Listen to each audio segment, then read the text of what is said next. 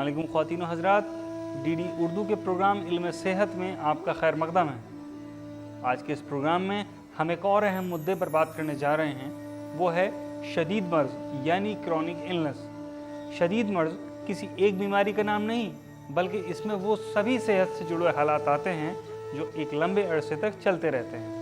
दरअसल क्रॉनिक लफ्ज़ बना है क्रोनोस से, इसका मतलब है टाइम या वक्त। तो आज की इस कड़ी में हम बात करने जा रहे हैं कुछ आम क्रॉनिक इलनेसेस की जो आज की इस भागदौड़ भरी ज़िंदगी में बहुत आम हो गई। आमतौर पे अमराज की दो शक्लें होती हैं, एक उनकी हाथ शक्ल होती है, मर्ज़ हाथ जिसको कहते हैं एक्यूट इलनेस, और एक उसकी मुज़मिन शक्ल होती है जब मर्ज़ ज़रा पुराना हो जाता है। क्रॉनिक क्या है कि जो तकरीबन साल भर से ज़्यादा पैदा हो जाती हैं उनको हम क्रॉनिक डिजीज़ कहते हैं। क्रॉनिक डिजीज़ सर से लेकर पैर तक की डिजीज़ हैं। जितने भी अमराज हैं उनके तकरीबन सभी अमराज के अंदर ऐसा है कि उनकी कोई ना कोई मुज़मिन शक्ल होती है, लेकिन ख़ास तौर से इस वक्त जो आम मुज़मिन बीमारियाँ हैं उनमें वजुल मफासिल है। वजुल मफासिल एक ऐसी बीमारी है जो किसी एक स्टेज के ऊपर चलने फिरने में और इंसान की हरकत के अंदर रुकावट पैदा कर देती है। तो फिर किसी कोई एक स्टेज ऐसी भी आती है कि आदमी फिर साहिब फराश हो जाता है, बिस्तर के ऊपर पड़ जाता है। मेरे यहाँ घुटनों में दर्द था, इतना दर्द था कि मैं चल नहीं सकता था। मैं जीना उतरने 6 महीने नहीं उतरा। मंडे को जब मैं पर्ची बनाने के लिए लाइन में खड़ा हुआ तो उन्होंने कहा सर आपको तो फीस नहीं लगेगी, क्योंकि मंडे को तो हमारे यहाँ फ्री है बुज़ुर्गों के लिए। तो वो 2 रुपये भी खर्च नहीं हुए, वो पर्ची बन गई। डॉक्टर साहब को दिखाया, डॉक्टर साहब ने तेल दिया मुझे, थोड़ा सा बचा हुआ अभी भी है, कुछ माजून वगैरह दिए खाने के लिए। मुझे तो कोई एलोपैथिक का ट्रीटमेंट मैंने तो अभी तक लिया नहीं, 2 साल हो गए। और अल्लाह का शुक्र है मैं आराम से नमाज़ पढ़ने जा रहा हूँ, सारे काम कर रहा हूँ उसी से। मेरे घुटनों में दर्द है। हम दादरी गए थे, वहाँ इलाज ही कराने गए थे, लेकिन वहाँ से कोई फ़ायदा नहीं हुआ। अब इसलिए हमने वहाँ का यहाँ का नाम सुना, लिबिया कॉलेज का। मैं कहा चलो देख लेते हैं, पहली बार हम आए हैं। ऑस्टियोपोरोसिस भी आजकल बहुत कॉमन है, खासकर एल्डरली पर्सनस में 60-70% के बाद बहुत देखने में आता। जो हमारी माता बहनें मेनोपॉज में जा चुकी हैं उनमें लगभग 30% पेशेंट्स में ऑस्टियोपोरोसिस के शिकार हो जाती हैं। वो मेरे घुटनों में दर्द है बहुत ज़्यादा, और यहाँ सीने में दर्द है। तो इसकी मेरे को किसी ने बताया यहाँ आओ, यहाँ आराम मिलेगा। मेरे को 15 दिन से दवाई दी थी इन्होंने, 15 दिन आज हो गए पूरे, और दोबारा दिखाने आई। हाँ 19-20 नज़र आया कुछ, हमें सबने कहा कि इसका देर में आराम आएगा, तुम खाते रहो। हार्ट के ब्लॉकेज की भी केसेस आते हैं, लेकिन एक ख़ास रेशो तक हम उन केसेस को लेते हैं। मिसाल के तौर पर ब्लॉकेज के केसेस में 50-60% तक के केसेस को हम दवाओं से ठीक करने की कोशिश करते हैं, और बहुत से केसेस ऐसे हैं जो जिनको उससे फ़ायदा हुआ, फिर उनको सर्जरी से वो महफूज हो गए। दूसरी किस्म के मरीज़ हमारे पास हाइपरटेंशन के आते हैं। ऐसे पेशेंट हमारे पास हाइपरटेंशन के आते हैं। जब हम उनसे मालूम करते हैं आप कितने साल से इलाज करा रहे हैं, कोई कहता है मैं 5 साल से, कोई 10 साल से, 15 साल से। और वो जो दवाई लेते हैं जिसको हाइपोटेंसिव ड्रग्स कहते हैं, वो ड्रग्स बहुत सारे साइड इफ़ेक्ट भी पैदा करती हैं, और साइड इफ़ेक्ट्स पैदा होने की वजह से खातों से मर्दों के अंदर इम्पोटेंसी पैदा होती है। फैटी लीवर भी बहुत कॉमन डिजीज़ पर होती जा रही है। तकरीबन 32% या 30-32% पेशेंट्स पर फैटी लीवर के इस पर शिकार हैं। नॉर्मली लीवर में फैट तो पाई ही जाती है, लेकिन अगर 10% से ज़्यादा अगर लेवल फैट का लीवर में मौजूद है तो वो फिर फैटी लीवर में शुमार किया जाता है। यानी मान लीजिए अगर किसी लीवर का वेट या कलेजे का वेट 400 ग्राम है तो उसमें 40 ग्राम से ज़्यादा फैट नहीं होनी चाहिए। एसिडिटी गैस बहुत बनती है, पेट में बहुत तकलीफ़ रहती है, मुझे भूख नहीं लगती है थी, बहुत परेशानी रहती थी। मैं डॉक्टर दवा लेती थी तो मेरे लीवर पे फैक्ट्स है, इस वजह से वो नुकसान देती है। पर यहाँ की दवा से मुझे बहुत आराम मिलता है, बहुत रिलीफ मुझे है, और बहुत अच्छी दवा यहाँ की है। काफ़ी टाइम से मैं यहाँ पे इलाज करा रही हूँ। जॉन्डिस के मरीज़ हमारे पास आते हैं। जॉन्डिस के मरीज़ों में हम देखा कि जो सीरम बिलिरुबिन बढ़ा होता है, SGPT, SGO2, जिसको पीलिया कहते हैं, वो पीलिया के मरीज़ों का बहुत अच्छा इलाज किया जाता है। और तकरीबन जितना पीलिया होता है, अगर ज़्यादा हो तो ज़्यादा वक्त लगता है, वरना कम पीलिया यानी तकरीबन उसमें से 25 से 30% 1 हफ्ते के अंदर मरीज़ ठीक हो जाता है। मुझे ये परेशानी पीलिया की, पीला पेशाब आता 1-1.5 महीने से, न भूख लगती। यूनानी दवाइयाँ और भी इलाज हुए हमारे यहाँ के संभल के, 10-20 मरीज सही होकर गए, उन्होंने बताया मुझे, मैं यहाँ पे आया हूँ। भूख में कुछ सुकून है, भूख बिल्कुल न लग रही थी मुझे, अब लग रही है कुछ। वो पेशाब बिल्कुल कोको कोला जैसा आ गया था, काला, तो पीला हो गया, कभी सफ़ेद डाल लगा, कभी पीला, सुकून है। बुखार आया था, पीलिया बना, पेशाब में जलन थी, कमज़ोरी बहुत थी, भूख न लगी थी। तो इलाज कराने से ज़्यादा फ़ायदा यहाँ पर थोड़े दिनों में ही हो गया। आज पूरी दुनिया में डायबिटीज़ एक महामारी का रूप ले चुकी है। अब डायबिटीज़ को बीमारी न कह करके लोग लाइफस्टाइल डिजीज़ कहने लगे हैं, क्योंकि तादाद इतनी बढ़ गई है डायबिटीज़ की कि अब उसे एक्सपर्ट्स जो है मर्ज न कह करके लोगों को, ताकि एहसास ना हो जिनको डायबिटीज़ है, ये कहते हैं कि डायबिटीज़ नहीं बल्कि लाइफस्टाइल चीज़ है। मैं 3 साल से आ रहा हूँ यहाँ पे और मेरे को शुगर की बीमारी है और उससे काफ़ी फ़ायदा हुआ है इनकी दवाई लेने से। मैंने काफ़ी इलाज करवाया, इधर उधर दुनिया भर के पैसे महंगे से महंगे इलाज कराए, लेकिन कोई फ़ायदा नहीं हुआ। अब मैं यहाँ से दवाई ले रहा हूँ। भाई टेंशन मेरे को, बड़े बच्चा बीमार हो गया, उसको किडनी की परेशानी है, उसकी वजह से ही ये बीमारी बढ़ती रही। मेरे को परेशानी से शुगर बढ़ती है। जो तनाव है हमारी ज़िंदगियों में, हर इंसान अपनी ज़िंदगी पे दूसरों को देख करके चाहता है कि मेरी भी लाइफ इस तरह लेविश लाइफ हो जाए, जिसकी वजह से हर वक्त टेंशन में रहता है। टेंशन में रहने की वजह से डायबिटीज़ हो रही है। तो अगर 80% वो लोग हैं जिनके वालिदैन को डायबिटीज़ थी, उनके बच्चों को डायबिटीज़ हो रही है, लेकिन 20% वो लोग भी हैं कि जिनको सिर्फ तनाव की वजह से और खाने पीने में सही ग़िज़ा न मिलने की वजह से डायबिटीज़ हो रही है। मेरे पहले मतलब शुगर नहीं था, अब शुगर की भी दवा चल रही है, पैर के दर्द की भी, एलर्जी भी है। पहले मैंने बहुत दवाई खाई, आराम नहीं पड़ा। यहाँ तो मेरा आराम है। कई जगह दिखा, अपना आराम नहीं मिला, जैसे प्राइवेट भी खाई। अब तो मेरे को काफ़ी आराम, पैर में पहले चला भी नहीं जाता, पर अब सही है। मैदा, आंत और जिगर और एक होता पैंक्रियाज, इन 4 का काम है, और इत्तिहाल का काम जिसको स्प्लीन कहते हैं, इनका काम है खाने को हज़म करना। जब इनमें से कोई एक उज़ू या कई उज़ू कमज़ोर पड़ जाते हैं तो उसकी वजह से खाना पूरी तरह से हज़म नहीं होता। जब पूरी तरह से खाना मैदे के अंदर हज़म नहीं होता तो वो मैदे से नीचे आंतों में नहीं जा पाता। तो जितनी देर मैदे के अंदर खाना ठहरना चाहिए, जब वो बारीक हज़म नहीं हो पाता तो उससे ज़्यादा देर लगती है। ज़्यादा देर लगने की वजह से वो इंसान महसूस करने लगता है कि मेरे मैदे के अंदर भारीपन है। सूए मिजाज जिगर और सूए मिजाज कुल्लिया की वजह से डायबिटीज़ होती है। यानी आम ज़बान में मैं कहूँ कि लीवर और किडनी में जब बीमार होते हैं, यानी उनके अंदर हरारत ज़रूरत से ज़्यादा आ जाती है, उसके नतीजे में डायबिटीज़ होती है। ब्रोंकियल अस्थमा के पेशेंट बहुत होते हैं, जो कि ये भी क्रॉनिक डिजीज़ है, और इसमें मरीज़ दवाएं लेते हैं। ख़ासतौर से जो लोकल प्रैक्टिशनर्स होते हैं वो इनको स्टेरॉइड्स देते हैं। स्टेरॉइड्स का अपना खुद बहुत ज़्यादा साइड इफ़ेक्ट और बहुत सारे बीमारी पैदा करने का ज़रिया होते हैं। मुझे अस्थमा की परेशानी शुरू हो गई। जब भी मौसम चेंज होता था मुझे बड़ी तकलीफ़ होती थी, इसलिए मैंने काफ़ी इलाज कराया, पंत में, अरविंद में, सब जगह, मुझे कोई रिस्पॉन्स नहीं मिला। किसी ने मुझे बताया कि यूनानी में इलाज करने से असर मिलेगा। मैंने यहाँ कंटिन्यू इलाज कराया, मुझे काफ़ी फ़र्क है यहाँ पर, और इस वजह से मैं कंटिन्यू दवाई लेता हूँ यहाँ पर। प्लस मुझे दवाइयों के पैसे भी देने नहीं पड़ते, जो मुझे मुफ्त मिलती हैं दवाइयाँ, और मुझे इससे काफ़ी आराम है। इसी तरह से जो बैक्टीरियल डिजीज़ है उनमें ट्यूबरकुलोसिस के बारे में, जो एक बड़ी कॉमन सी बीमारी है हिंदुस्तान के अंदर, और हिंदुस्तान उन चंद मुल्कों में है जिनमें टीबी सबसे ज़्यादा कॉमन है। हमारे पास मरीज़ आते हैं ख़ासतौर से गैस के मरीज़, कहते हैं साहब मुझे गैस ज़्यादा बनता है, पेट में खाने के बाद मेरे भारीपन हो जाता है और मुझे कब्ज़ रहता। तो ऐसे मरीज़ हमारे पास दूर दूर से आते हैं कि साहब उसकी वजह से उनके सर में दर्द, तनाव, काम करने में दिल नहीं लगता, बेचैनी और परेशानी रहती है।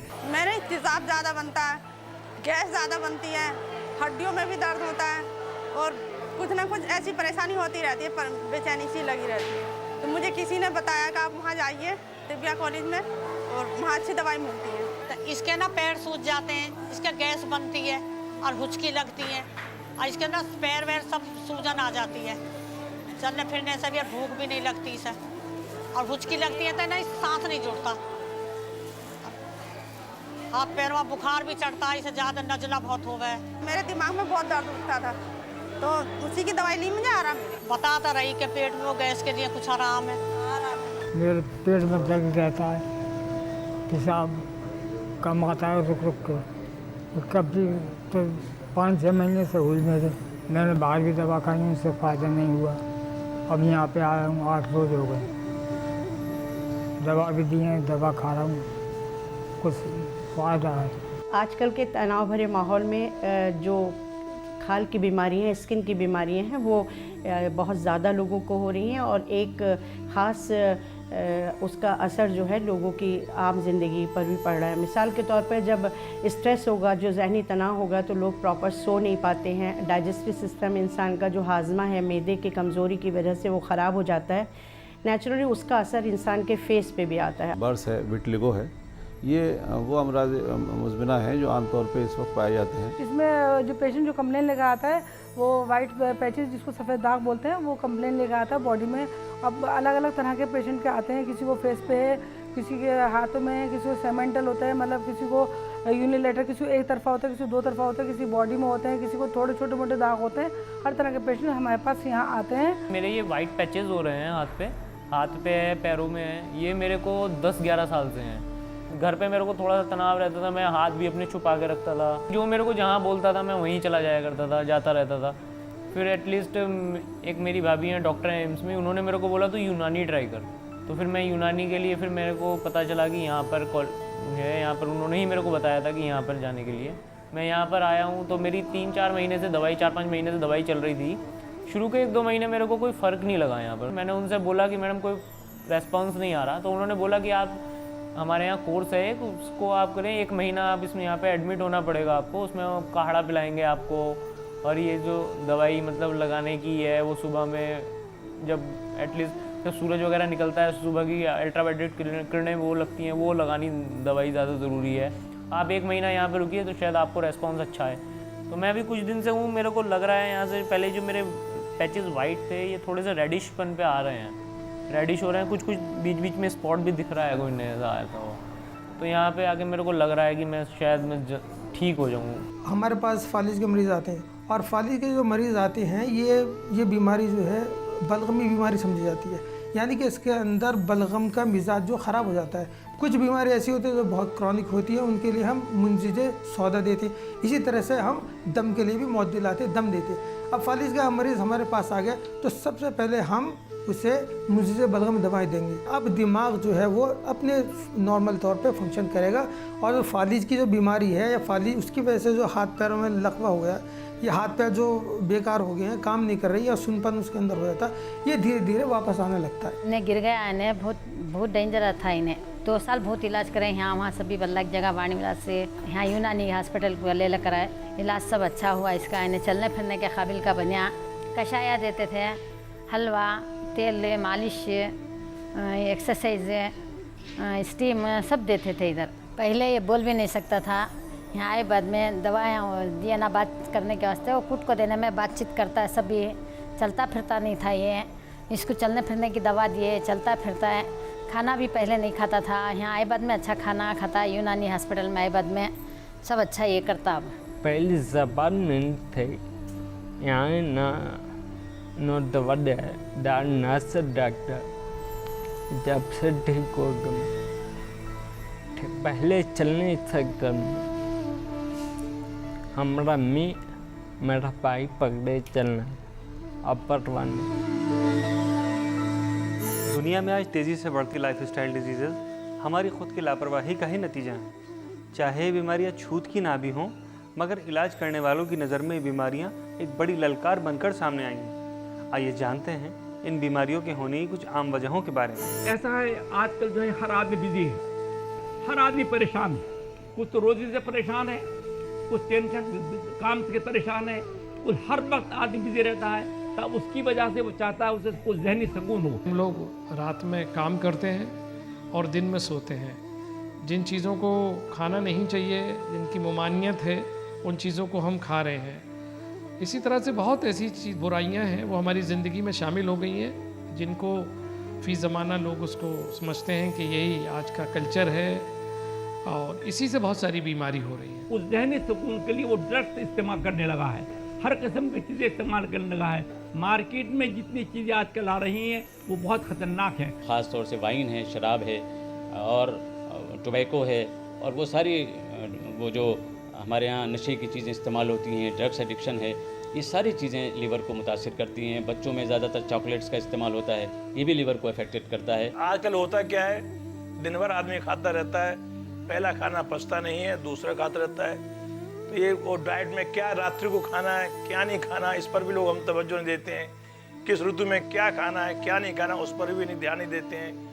आजकल तो 12 महीने सब चीज़ें मिलती रहती हैं, उनको हम खान पीन में लाते हैं। और यही वजह है फाल्टी डाइटरी हैबिट्स जो है, इरेगुलर डाइटरी हैबिट जो है, जो सबसे बड़ी बीमारियों की देन यही है। बल्कि उतना खाना जो आपके जिस्म की ज़रूरत है वो तो बहुत ज़रूरी है, लेकिन वो ज़्यादा खाना उस बात की ज़मानत नहीं कि आप सेहतमंद हैं, बल्कि ज़्यादा खाने से अक्सर सेहत में ख़राबी के इम्कान ज़्यादा होते हैं। तो इस पर तवज्जो अगर की जाए तो भी बहुत कुछ बीमारियां कंट्रोल हो सकती हैं। हमारे अतिब्बा ने तजुर्बा किया है हज़ार साल तक कि अगर पेट के 3 हिस्से किए जाएं और एक हिस्से को खाने के लिए रखा जाए और एक हिस्से को पानी के लिए छोड़ दिया जाए और एक हिस्से को हवा के आने जाने के लिए छोड़ दिया जाए, ऐसे जिसमें डाइजेस्टिव सिस्टम हमेशा प्रॉपर रहेगा और उसे कोई भी डाइजेशन की कोई प्रॉब्लम नहीं होगी। अगर किसी शख्स की भूख बिल्कुल तबाही है, नॉर्मल है और नेचुरल है, नेचुरल का मतलब होता है कि जो अंदर से लगे आदमी को, बजाय इसके कि वो ज़बरदस्ती उसको इस्तेमाल करना चाहे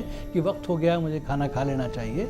नहीं, अगर उसको भूख लगे, तबीयत चाहे तभी खाए, तो भी तभी आदमी हेल्दी कहलाएगा। अदरवाइज़ उसके अंदर कहीं ना कोई कमी ज़रूर पाई जा रही होगी। खाने का टाइम होना चाहिए और पीने में क्या चीज़ें लेनी नहीं, ग़िज़ा क्या लेनी है, सोने का टाइम उसका होना चाहिए, आराम करने का टाइम होना चाहिए और उसके अलावा एवाकुएशन यानी जो मोशन है वो बराबर क्लियर होते रहना चाहिए। रोज़ाना कम से कम 24 घंटे में एक मरतबा ज़रूर आदमी को स्टूल या बराज या फुजला खारिज करना चाहिए।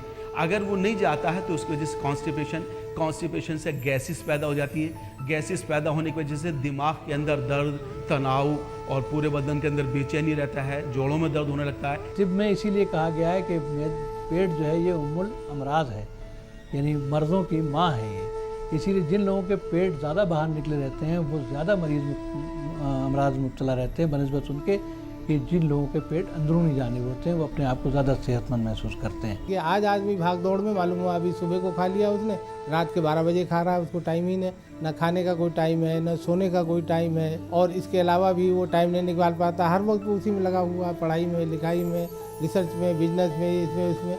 तो बॉडी को ज़रूरत है, मेंटल पीस की भी ज़रूरत है। इसलिए कि थके हुए दिमाग को अगर आप आराम नहीं पहुंचाएंगे तो फिर दिमागी बीमारियों का शिकार होंगे और दिल भी बीमारियों का शिकार हो जाएगा। दूसरी तरह के लोग वो होते हैं जो ज़्यादा आराम करते हैं, जिसको सेडेंटरी लाइफ कहते हैं। उसकी वजह से मोटापा है और हाइपरलिपिडीमिया है, हाइपरटेंशन है, ये सारी बीमारी पैदा हो जाती हैं।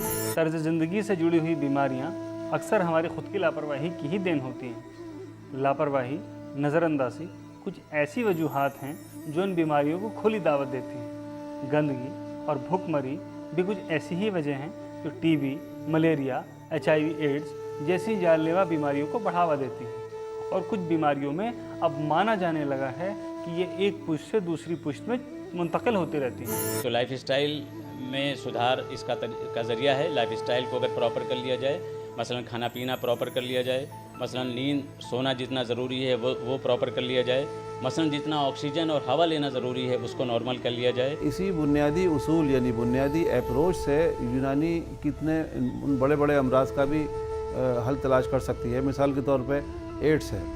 एड्स की जो बुनियादी माहियत है वो ये है कि जिस्म का जो उनकी इम्यूनिटी है वो कम हो जाती है। भले से अभी तक हम ये नहीं कह सकते कि हमारे पास कोई ऐसी दवा है जिससे कि HIV वायरस किल हो जाता है, लेकिन हाँ ये ज़रूर कहा जा सकता है कि हम जिस्म की क़ुव्वत मुदाफ़ियत को, जिस्म की इम्यूनिटी को यानी मनाअत को इस दर्जे में बढ़ा दें जिसकी वजह से जिस्म में रहने के बावजूद एड्स का जो ऑर्गेनिज़म है वो ऑर्गेनिज़म जिस्म की क़ुव्वत मुदाफ़ियत को कम न कर सके।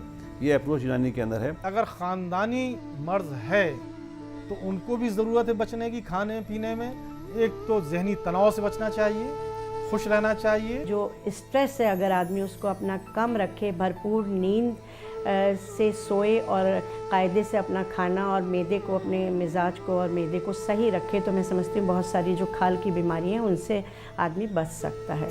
यूनानी तिब में बचाव एक अहम मुद्दा है। रिसर्च बताती है कि मिजाज के बुनियाद पर यह काफ़ी हद तक मालूम किया जा सकता है कि आगे चलकर इंसान को किस तरह की शदीद बीमारी हो सकती है। तो बीमारी का इलाज करने के लिए पहला कदम है लाइफस्टाइल में बदलाव लाना और कुदरत के उसूलों पर अमल करना। हमारे यहाँ दिनचर्या रात्रिचर्या और ऋतुचर्या, 3 प्रकार की वो चर्या है। ये लाइफ स्टाइल बताते हैं, कब उठना है, कब सोना है, कब खाना है, किस समय नहीं खाना है, रात्रि में क्या, दिन में क्या खाना है। इस प्रकार का यूनानी में भी और आयुर्वेद में भी बड़ा भारी रिजीम दे रखा है। हमारे यहाँ भी पहले से मौजूद है कि 40 साल से ऊपर जब इंसान पहुँचने लगे, चिकनाई कम बंद करने के लिए नहीं कहा गया, चिकनाई कम कर दे, गोश्त खाना कम कर दे, शक्कर की मकदार कम कर दे, नमक की मकदार कम कर दे। ये चीज़ें अगर हो जाती हैं तो 40 से लेकर 60 साल तक आप बड़े आराम से अपनी लाइफ गुजार सकते हैं। इसी को आज के दौर में कहा जाता है कि लाइफ स्टाइल चेंज कर दीजिए। आदमी को मुकम्मल नींद, आरामदेह नींद आनी चाहिए।